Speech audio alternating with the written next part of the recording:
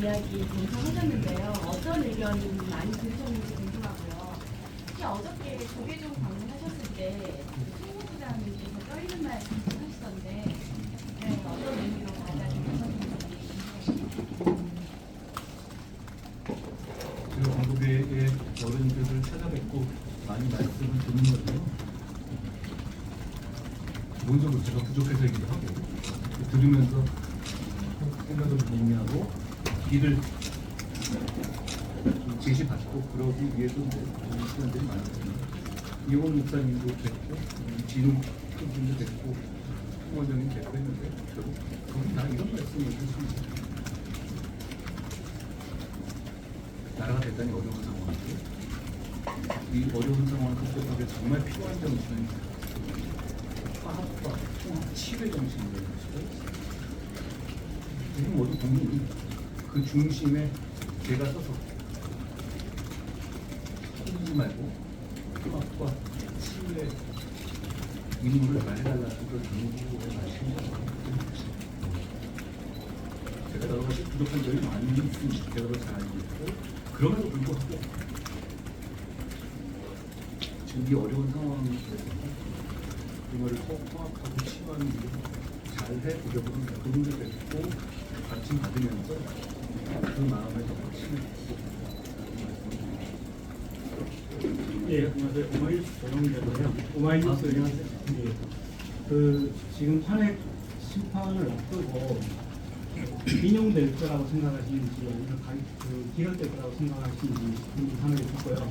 또 하나 오전에 유승민 전 의원께서 어쨌든 정치권에서는 다 승복을 해야 된다. 그리고 윤석열 대통령도 승복의 말씀을 승복하는 메시지를 내야 된다 이렇게 얘기를 했거든요. 그 부분에 대해서 어떻게 생각하시는지 제가 개헌 당일 10시 반부터 16일 동안 그 사이에 어려운 상황도 많았고 여러 가지 어려운 결정들을 많이 했습니다. 되돌아보면 제가 거기서 후회한 결정은 없습니다. 다만 조금 더 생각할 걸, 조금 더 설득할 걸, 조금 더 경청할 걸 이런 부분들은 좀 있더라고요. 다만 거기에 대해서는 저는 국민이 먼저라는 생각을 가지고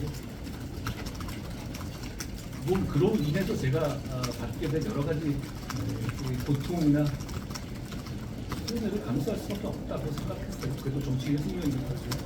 그러니 후회하지는 않습니다만 그 과정에서 많은 분들께서도 힘드시고 그러셨을 거예요. 이런 데서 죄송하다는 말씀을 드렸습니다. 제가 죄송하다는 말씀은 그런 말씀입니다. 제가 이렇게 충분히 제 생각대로 중요한 헌법재판소의 결정을 앞두고 제가 무슨 전망을 내는 것은 적절하지 않습니다. 제가 이후에 지금까지 어떤 전망도 하지 않아왔죠. 다만 헌법 정신과 대한민국의 헌법 가치에 맞는 결정을 내려야 됩니다. 두 번째 말씀하신 부분에 대해서 이렇게 말씀드립니다. 대한민국은 위대한 나라입니다. 시스템이 갖춰진 나라죠. 어떤 결정에 대해서 마음속으로 좋아하고 마음속으로 이건 너무너무 옳은 거야 라고 생각하는 것이 승복이 아닙니다. 시스템 중심 우리 지속성과 질서의 중요성을 아는 것 그 기본 안에 대한민국이 여기 서 있기 때문에 저는 뭐 승복이 아니라 문제는 선택의 문제가 아니라고 생각해요. 그런 거 말씀드립니다. 안녕하세요. 안녕하세요. 지금 당대표 선출 당시에는 K 지원들이 굉장히 절대적 지지를 보여주셨거든요. 근데 요즘 지지율을 보면 굉장히 많이 좀 낮아졌습니다.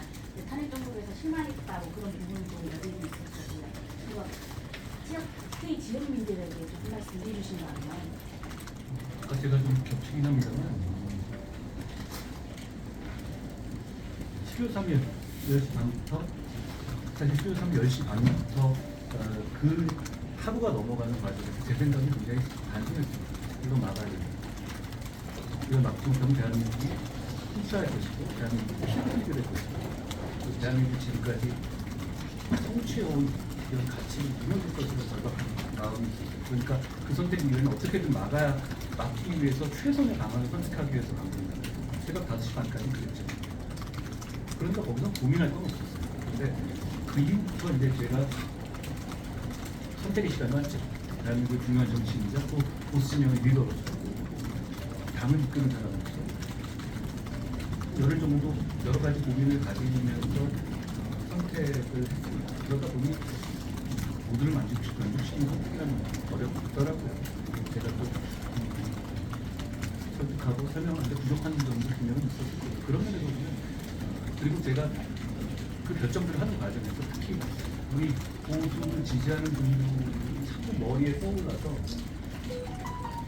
계속 눈에 보이고 너무 정말로 힘들어하실 텐데 나는 그런 마음에 너무 고통스럽고 힘들었습니다.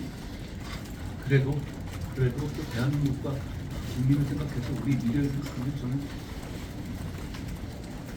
어쩔 수 없는 결정이라고 생각했어요. 그렇지만 그 과정에서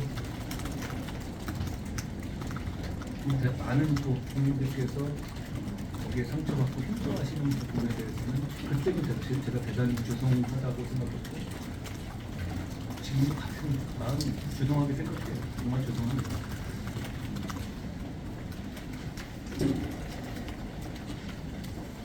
그래도 다시 돌아가서 개혁을 막았을 것 같습니다.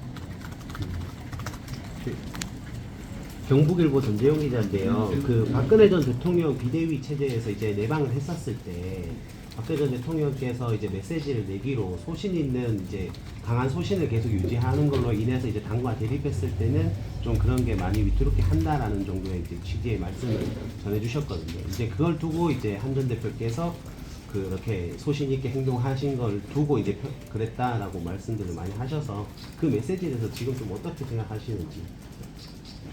많은 분들이 여러 가지 평가할 수도 있어요. 그리고 대통령님은 정말 경험 많으시고 지혜로우시고 직관이 좋으신 분이시죠. 그래서 저는 항상 그런 말씀을 잘 듣는데 역시 정확하게 근데 그 말씀이 중간에 이걸 거쳐서 나온 거잖아요. 그러다 보니까 어떤 맥락이었는지 잘 모르긴 하겠습니다만 제가 잘 새겨듣겠다라는 말씀을 드립니다. 예전에 제가 비상대책위원장으로서 총괄을 이끌 때 박 대통령님과 오랫동안 말씀을 나눈 적이 있어요.